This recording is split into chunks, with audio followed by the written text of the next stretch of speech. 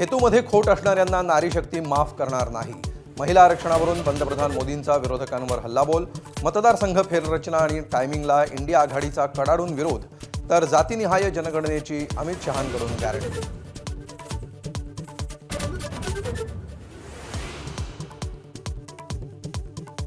खरात प्रकरणानंतर राज्यात भोंदूंचा सुळसुळाट.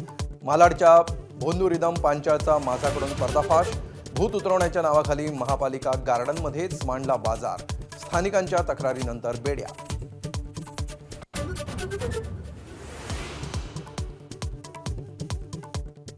अमरावतीच्या पतवाड्यामध्ये तरुणींचं लैंगिक शोषण करणाऱ्या अयान अहमदसह 8 जण गजाआड.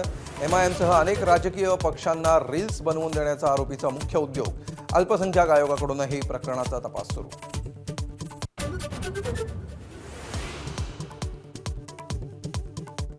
इराणसोबत दुसऱ्या टप्प्यातील चर्चा लवकरच होऊ शकते. अमेरिकेचे संकेत. तर जागतिक तणावामुळे भारतीय शेअर बाजारात मोठी घसरण.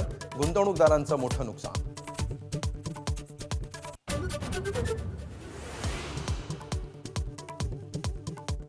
राज्यभरातील अनेक जिल्ह्यांमध्ये पारा आजही 40शी पार. पुढील 2 दिवस उष्णतेच्या लाटेचा इशारा. गेल्या 24 तासात उष्माघाताचे 3 बळी.